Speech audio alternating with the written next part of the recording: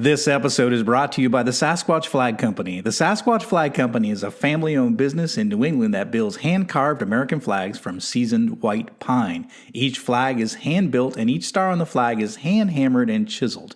No two flags are alike. They offer a variety of flag designs to honor the police, military, firefighters, dispatchers, and search and rescue personnel, to name a few. These stunning handmade flags look great in an office, a studio, the back porch, or above the fireplace mantle. They make the perfect gift for the veteran, first responder, or patriot in your life. Now, I love these flags, and I've been giving them as gifts for years, and I was a customer long before they became a sponsor of the show. I can't recommend them enough. So if you're looking for that perfect, uniquely American-made gift to give away, or if you want to treat yourself, go to SasquatchFlags.com and get your order in today. This episode is brought to you by the Fraternity of Excellence. The Fraternity of Excellence is an online and real-world community for men who are looking to improve in all areas of their lives. The men of FOE are working together to become better husbands, fathers, and leaders at work and in their communities. They live by a simple philosophy: as iron sharpens iron, so one man sharpens another.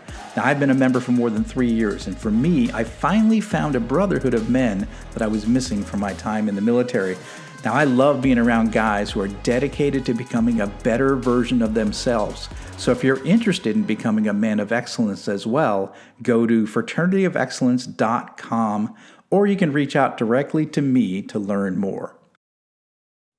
Welcome to the Deep Leadership Podcast. Today, I'm joined by Mary Lee Gannon. Mary Lee is an executive coach on a mission. She went from being on welfare, homeless, and without a car to quickly becoming a CEO of a $33 million organization.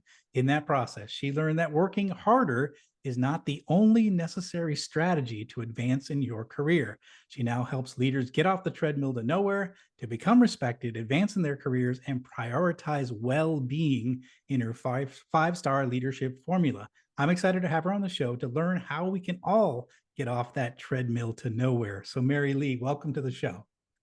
I'm really happy to be here. Thank you for having me. Oh, it's an honor. It's an honor to meet you, and I'm excited to hear your story and to learn from your experiences. But I first wanted to get started with that introduction. So tell us your story. How did you go from being on welfare to being a CEO of a $33 million organization? That is not normal. So I thought I would give you a chance to talk a little bit about how you go about doing that. Sure. I was a stay-at-home mom of 4 children under 7 years old, living what would look like on the outside to be the country club life.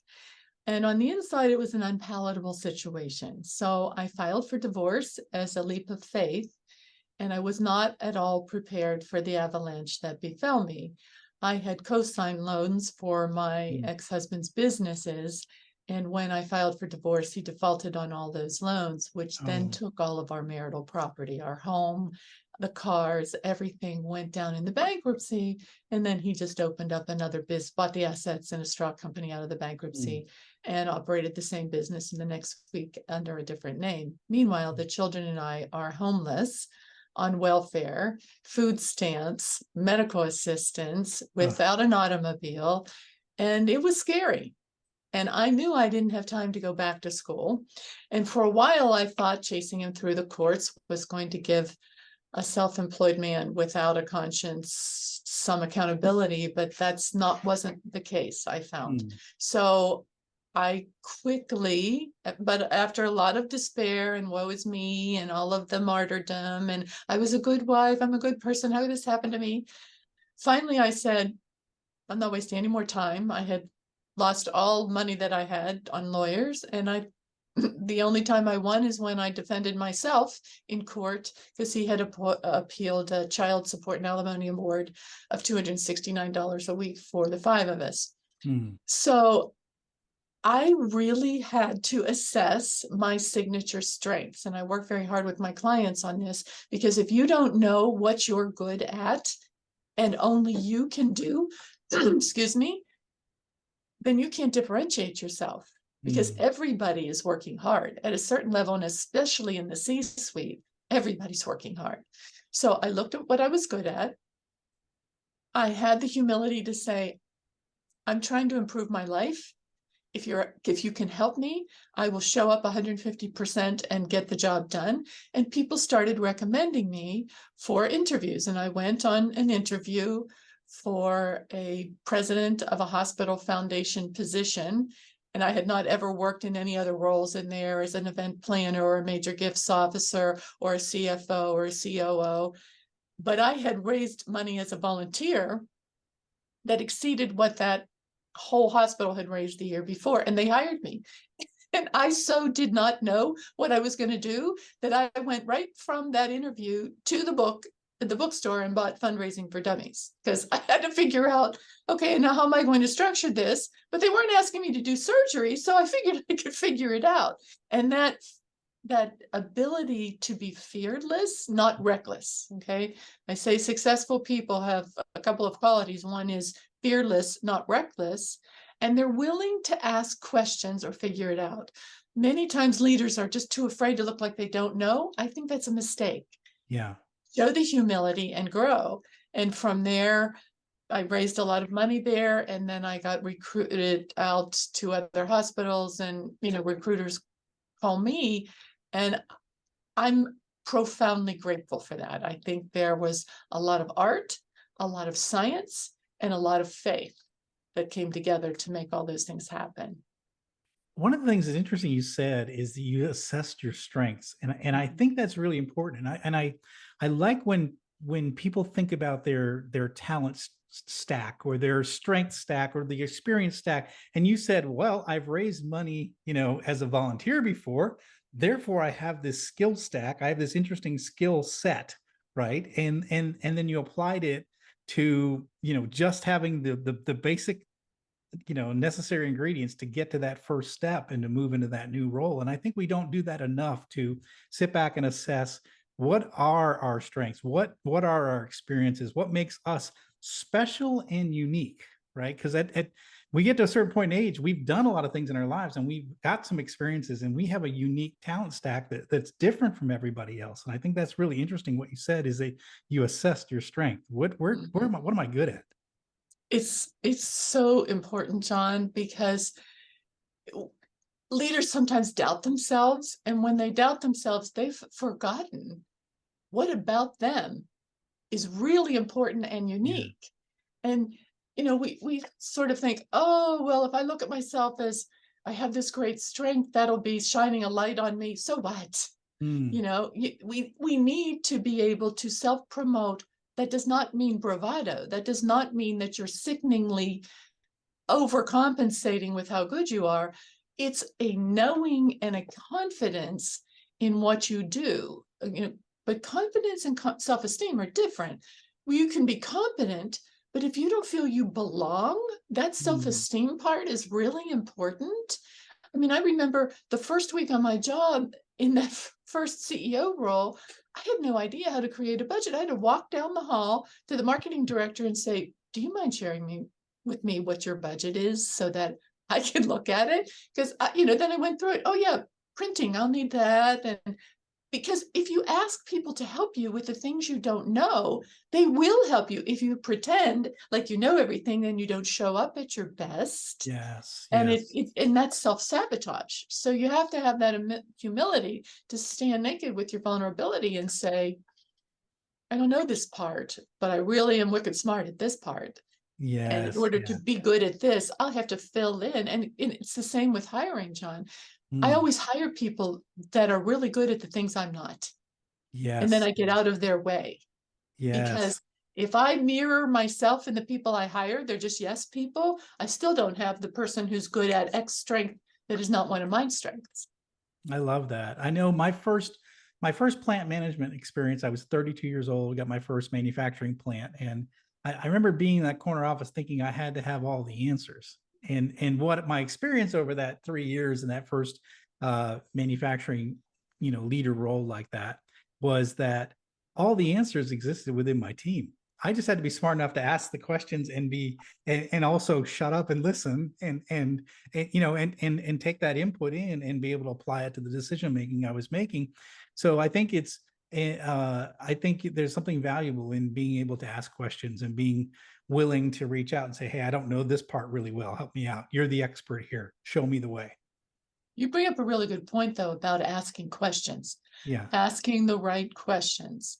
I think that is a skill in and of itself. Are you somebody that you're in a meeting and everybody's going around and there could be posturing there? You've Yep. been in those meetings, the person who talks just to hear themselves talk, and you're going around the room and you're sitting there nervous about what am I going to say? What am I going to say? And adopting more of a thinking environment where you're not worried about what you're going to say. You're going to listen to what everybody else says and then construct what you're going to say. Mm, Best ask rather than saying something Socratically. You're going to ask the questions that nobody has asked before. And that really positions you as somebody who is taken in the 30,000-foot view instead of the yeah. 5-foot view. So I think it's really insightful that you would be able to get out of your team what you need by asking the right questions. Yes. Yeah. I think it's part of it. I think we want to, like you said, it's an ego thing that we want to show that we have all the answers, but I think that's not helpful. Especially if we have experts around us that can help us, right? So we should rely on our teams. I think that's a great point. Mhm. So where do you focus your attention as an executive coach?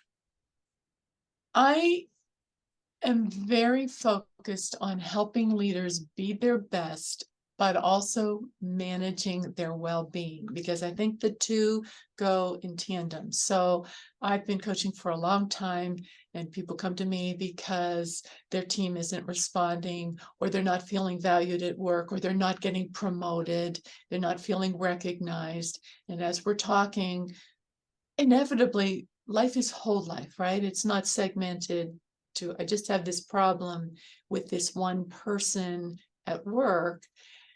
Now we're starting to notice that, my relationship with my partner is strained. My children don't reach out to me anymore. And I'm not exercising. I've kind of Mm, let that go by the wayside. I'm binge eating in my office. There's candy in my drawer all the time. And we have to see the whole picture. So most of my clients know that they come to me for that reason, and they're in executive level positions where they can't afford to allow themselves and their executive presence to be compromised, because then it looks like they can't do their job. right. And the relationships that are falling apart at home are now starting to fall apart within their colleagues. They're not being perceived as very effective. People aren't trusting them. And we really work to diffuse what is the emotion here that we really need to process through, so that we can create new thoughts to replace the assumptions that are playing in our head like a broken record. Interesting. So, yeah, it's interesting because I think you're right, and I've had other guests on the show. We talked about this idea of being um, not bringing your whole self to work, where you're not the same person at home as you are at work, and you have the split personality, if you will, or you've got stress in one place and stress the other, and so you're not a whole person, and so this you're constantly fighting this work-life balance concept, right? Where at work, I work hard, and then at home, I'm relaxed. And the thing is, Mhm. one of the things I've learned just in becoming an entrepreneur is now I don't really have to worry about that work-life balance. I'm living my life the same way at Beautiful. home as I am at work. This is just my life. It's not a work-life balance. It's just one life that I live. And I think That's that's a something I've win. figured out the past 7 years. And when I do that, it's easy. I'm not even thinking about work-life balance. It's all one life I live. And I think that's the part I came to in the past 7 years, which was nice. That's that's life integration. Yeah. That is where everything's integrated. So you're showing up at work the same way you're showing up at home, the way you're showing up if you go to the gym, the way you're showing up for your extended family, the way you're showing up for the interests that you're involved in your community. It isn't I have to be this here, and then I Yes. come home and have to be this. And that really comes from a awareness of self, really knowing who you are and not having to put it on depending on the situation, not feeling like a chameleon that has to adapt. Now, I think adaptability and agility is really key in leadership, Yes. especially today. Being able to adapt to an environment is far different than Mm, you having to put on a different persona to work in this situation. right. And the way you're describing it is really a gift, and bravo to you. Well, but it took me leaving corporate where I felt like I sort of had to be a certain way at work to comply with the world of corporate life, and I think when and I realized that I had that problem. It's part of the reason I left corporate is I felt like I was being a different person at work than I was the way I was running my companies the way they wanted me to run it, not the way I wanted to run it. And I think that when I felt that, I was like, I got to do something different. This is not who I am, and I think You that's, bring up a really good point, yeah, though, for people who are looking to move to a new company. They yeah, really need to go to the website and look up the company values, because you'll yes, be able to see it very clearly if they value your independence, your authenticity, yes, diversity, equity, and inclusion. It'll be stated high in the list yes, of values. And yeah, then you can do things like go to Glassdoor or LinkedIn and look at, are they really living those values? yes, Because you can make a mistake just in the organization you choose, not the role you choose. You want to choose an organization that aligns with what matters to you and prioritizes well-being and life integration. yes. I love that. I love that. So one of the things you do is you help people get off that treadmill to nowhere. I like that analogy. I think of like the gerbil on the wheel, not going anywhere. Um, but you help people, advance in their careers, get off the treadmill. What keeps people from advancing, from getting stuck in that loop?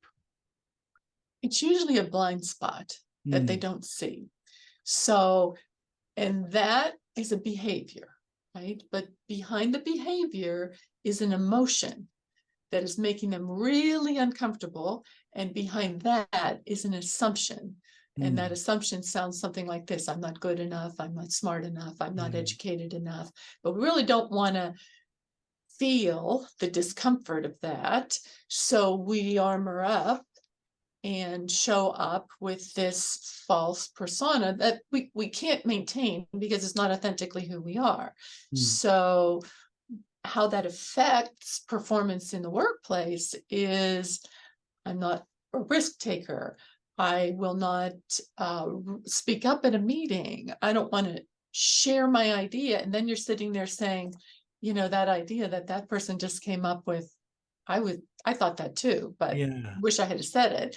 And so you become small. Worse yet, you teach people to see you as small. Mm, And that right there, 99% of people don't see themselves doing that. And so now the results that are showing up are, I'm not getting promoted, I'm not getting hired, I'm not getting called back. And then the blame and complaint starts. This organization doesn't recognize me. I'm, a myriad of right, right. complaints. And now you've externalized everything. It's all out there, and it's just distanced me farther from the emotion that is uncomfortable for me to process, stemming from that assumption of I'm not something enough. And Mm, you can't just, as a coach, I take very seriously. I can teach you the things that you need to know. You can also learn those in management school. You learn those in business school. You can read those in books. But my expertise is in, let's get at what's in the way, because once we can get that out of the way, most people can find what is authentic to them and shine. mm, But until you think of every bad boss you've ever had, there's something they're afraid of, right? yeah. They're afraid of either being perceived as ineffective, judged for not being educated enough or experienced enough, and then they we self-sabotage with these play small or overcompensate, overbearing behaviors that just kill our executive presence. So you have to dig down and be comfortable with what is underneath there. And how do we manage when that emotion gets triggered? Because that thing that has been present there for a long time, there are triggers that will trip that. And Mm. when you have a practice to ground yourself and say, oh, yeah, that's me just being my chicken little self, or that's me just being my overbearing. Yeah, I do that sometimes. It's far cry different than saying, oh, why can't I stop doing that? Why Mm. can't I stop doing that? That's more discomfort, right? That's I'm being inept. But when you have a practice that, yeah, sometimes this happens, it's part of humanity and I know what to do with it. That's power. Mm. Yeah. I love what you say because I saw a lot of fear-based actions, I guess, from managers when I was in my 22 years in corporate. I saw a Mhm. lot of fear, and it manifested itself in different strange behaviors from managers, but it was always fear-based. It was like Mhm. the manager who never left his office and was always, whenever he Oh, had a meeting, he would bring people to his office. He would never get out of his office. But it was a fear, because it was a fear of, well, I don't want to walk around and not really know what's happening in my company, or not really knowing the answers. Or so I could mhm. tell. I mean, it was actually somebody I worked for, but it was fear based. He was just, if you wanted to, he never came to my operation. He was my manager, and he was in a different location. He never came in the 5 years I worked for him. He never came to the operation that I ran, except for like one time there was a VIP visit and he just showed up. But and anytime we had a meeting, you had to go to his office. He had to shut the door. It was always private, and it was just but it was definitely based on fear, like fear of Mhm. not wanting to look stupid, or not, having the Yeah, answers or what have you. But yeah. fear plays a big role, and I noticed that with a lot of other managers. Fear plays a big role in their behaviors, and I think what you're saying is that we've got to find where that fear is coming from, identify it, and actually be aware of it, so that when we see ourselves doing those behaviors that are not helpful to our career, that we recognize it and say, okay, I'm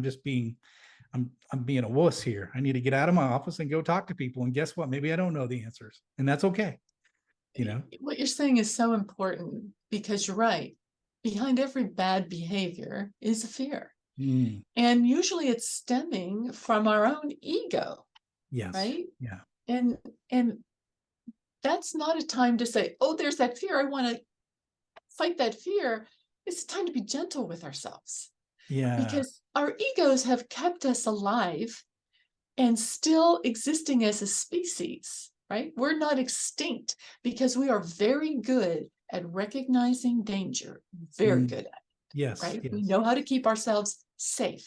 Yes. But that safe behavior, especially at work, is not the person who advances in their career because they're looking Yeah. for calculated risk takers. They're looking for people who can strategically execute with vision, right? So you're not going to do that if you're fear based. And our egos are really just trying to keep us safe. That Yeah. and when we understand that, then we cannot hate ourselves for feeling that fear, because once we can accept that that fear is present and think about where's that coming from? Oh yeah, I do that, and I did this in this instance too. Deep breath. Yeah, and delineate the difference between what's a truth and what's an assumption. It's an assumption that these people aren't going to like my presentation. It's true that I'm really well prepared for it. Mm, So that's where you start to broaden the perspective between that sticky thought that keeps inserting itself in our head and really what the truth is in humanity. And the world gets a little broader and not so finitely yes. into I'm being persecuted here, I'm going to be threatened here, I might lose my job. And then you go down the rabbit hole. If I lose my job, my family won't respect me, I won't have any respect Yeah. in the community, I might lose my house. And even though you don't think this on the surface, that's in the back of the mind, constantly playing small in your behavior. Yeah. Yes. I see that a lot. So playing big, you mentioned executive presence. I think that's a great term. How would you define executive presence, and how do we appear bigger and not smaller in our Mhm. roles in our organizations to be able to be recognized for what our strengths are? I think first we have to accept that we are born whole and big. Hmm. We're just already there, right? We're already there. And then we take in these experiences from our lives, and they create filters over our genuine wholeness and goodness and braveness and courageousness and wonder, right? And so the person with executive presence has figured out how to take all those filters and put them down, knowing that they're still sometimes there and inching in once in a while, but they know what to do with them such that they can show up as not an emotional leader, show up as free thinking, show up as inquisitive, show up as not having it all figured out, but with certainty. Now, you can be certain that you don't know the answer, right? Hmm. Certainty doesn't mean always being right. That need to be right has started every war, every conflict, Yes. every whatever that has ever existed in all Yeah. of time. The need to be right is the ego saying you're not enough. Get out there, put yourself out there. You have to have power. Down. We have to say, I see you. I see you there. And I've got this. And Hmm. that takes practice, mindful practices to give yourself room to step out in front of all of the smoke and mirrors of the filters that have been in front of you. So when you walk into a room with 15 people, you know somebody has executive presence by their body language, by the way they speak, by their humility, by their genuinely curious nature. They're Hmm. there to take in the world and learn and grow. They're constantly on a trail of knowledge Hmm. of how they can be better, how they can serve, how they can be servant leaders. Sometimes they have to be more difficult if they're dealing in a tough situation, but they're always doing it from a place of love. They're not there to hurt or yield power.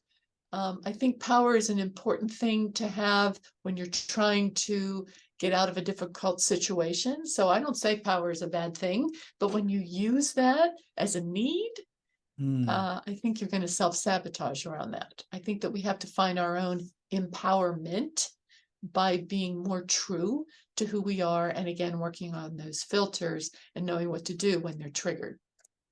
It's interesting you say that because I think you're right. I think the people that we like to work with that might be an authority over us are people that feel real and genuine, that they are Mm-hmm. having real and genuine, reactions to issues. I think I've worked for some bosses that are sort of fake, and they're always pulling well, we've got to get to double the EBIT this year, and we're going to do whatever it takes. And you're like, okay, but that's not happening, right? Like, you see, it's but it's like they're trying to fake. It's almost like they're trying to play a caricature of a boss versus being a Great real point. boss.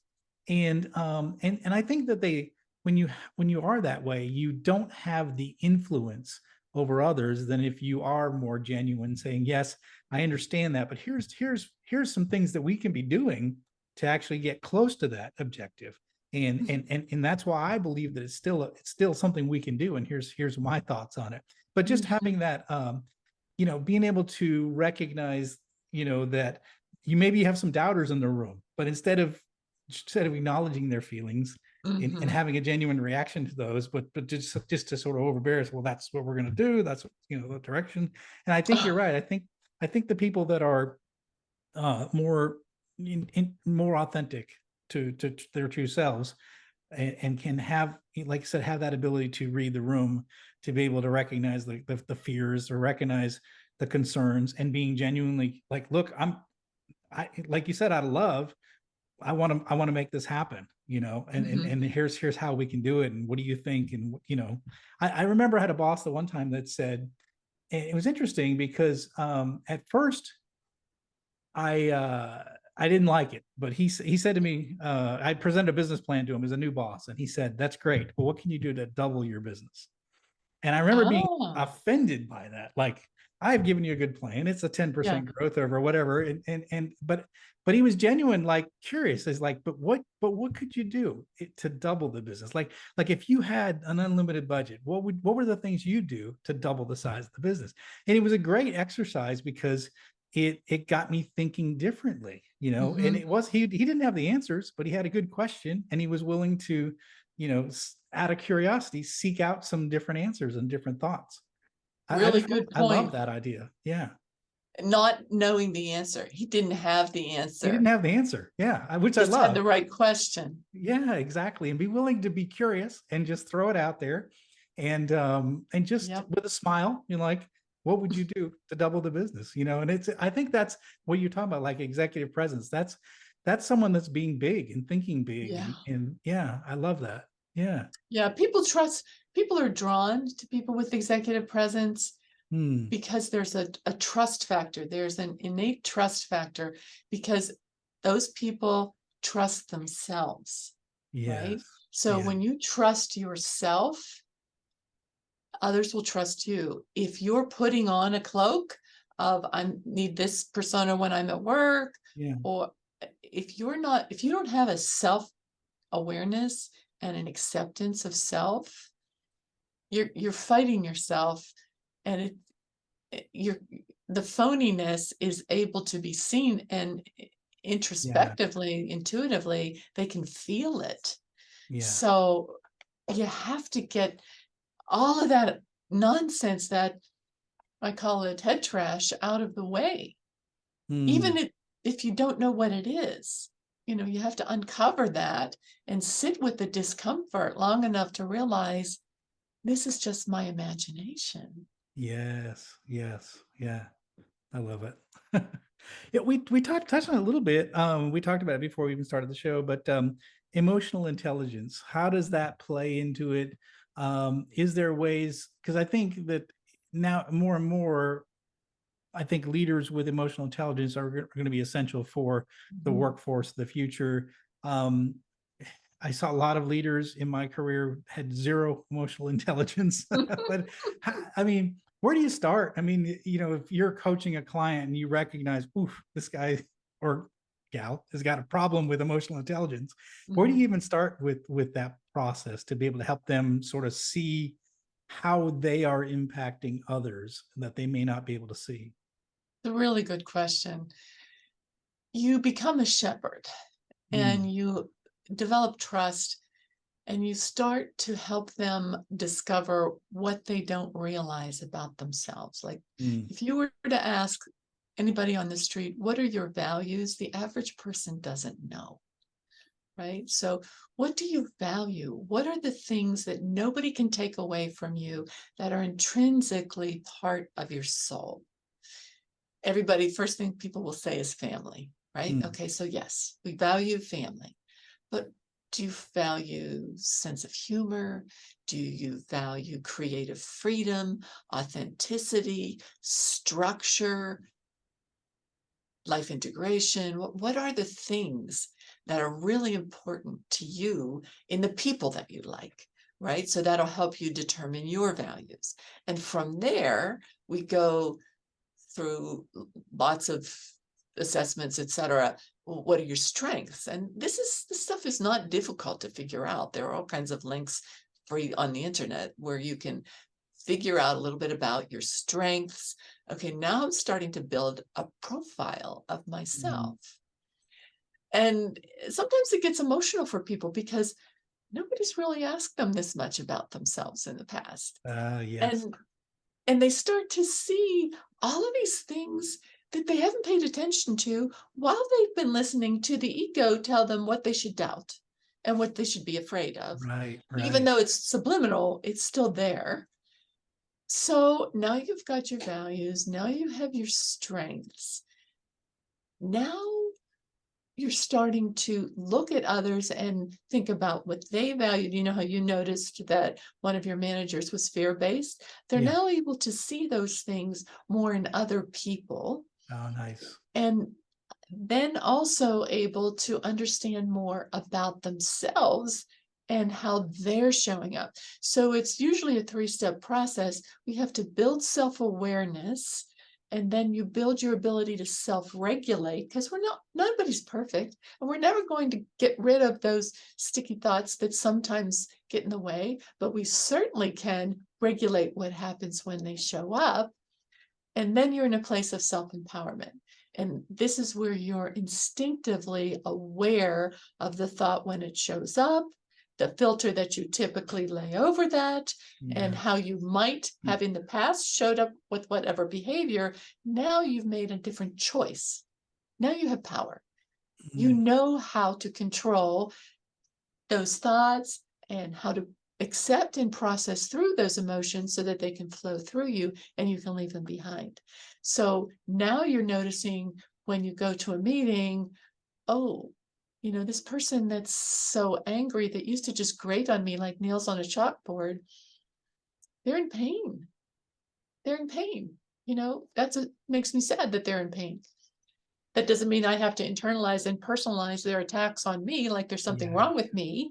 There's really something there bothering them, right? So emotional intelligence helps you show up better and interpret situations not in a personal vendetta way, not in an attack, but more in a, now I can be my whole self as I was born to be, with all the wonder that I have in me, and not without all the filters. I love that. I love that. I wish every leader could have that because I think it's really important. Well, it takes practice. It does take practice. Absolutely. You have a podcast. It's called The Still Space. What do you do on your podcast? So we talk about the exact scenarios that I'm talking about here. Right? You're on your job, something like this happens, or you're at home and somebody says something. What can we do? How can we respond more appropriately? How do we show up authentically? And it's the practice of finding first the still space, that pause moment where we can, I talk about the pause cafe, where we take a pause, P for pause, ask ourselves, what's going on here? Like, what am I feeling here that I really don't want to feel? U is understand the difference between what's an assumption, what's the truth. S is step back. Allow for that pinhole view to open up a little more broadly. And E is, let's extend ourselves some compassion in this moment, not be hard on ourselves with, gee, I wish I could stop doing this. What's wrong with me? With, oh yeah, I do this sometimes. And when we can extend ourselves compassion, we can then extend it to others. So that practices around that is a lot of what we do on the podcast. Oh, fantastic! That's great. It's another element of leadership that we don't, we talk about a little bit on this podcast when we have guests like you, but I think it's a really essential part of leadership, and it's to be able to leading yourself is a big part of how you're going to be effective when you're leading others, is to make sure you can lead yourself. And I think your podcast helps leaders lead themselves. It sounds like. I have to tell you, John, it was a pivotal change for me in my life and in my leadership. I had a lot of persecution early on in my parenting years and throughout my divorce, which leaves you on guard all the time. Like, when is the next axe going to fall? And because I'm very driven and I'm very strategic and a great executor, those are my strengths. I have weaknesses too, but I could get into the C-suite. I could lead. But then I got there and I realized, oh, maybe people don't like me so much. Like, because this sort of command and control style of leadership.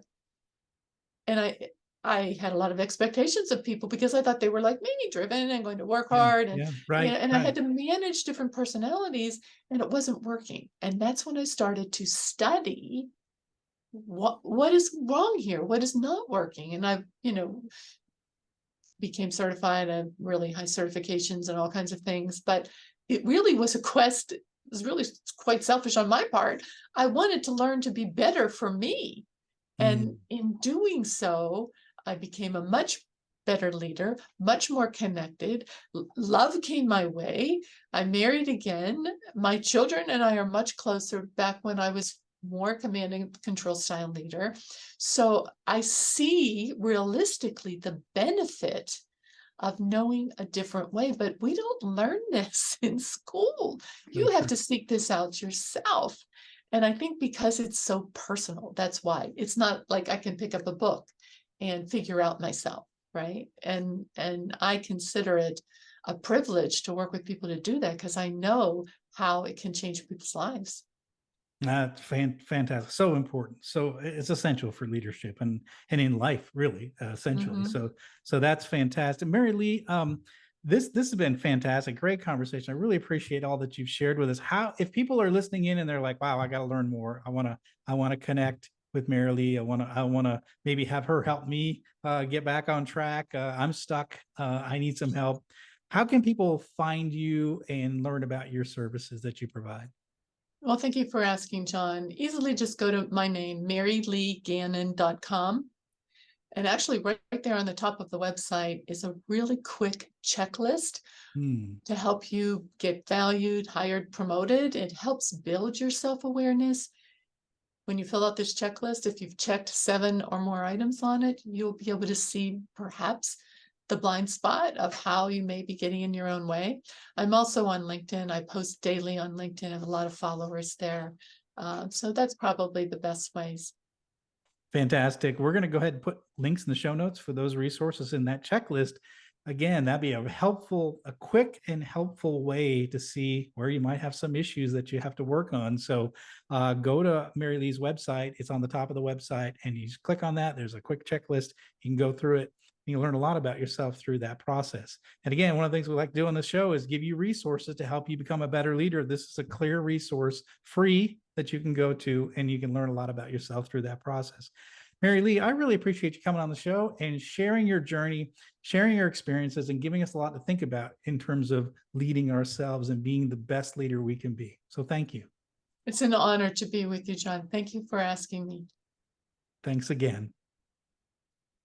Well, that's it for today. Thank you for listening to Deep Leadership. If you like this podcast, please subscribe and share so we can continue to build a world with better bosses. Until next time, this is John Rennie saying take care and lead well.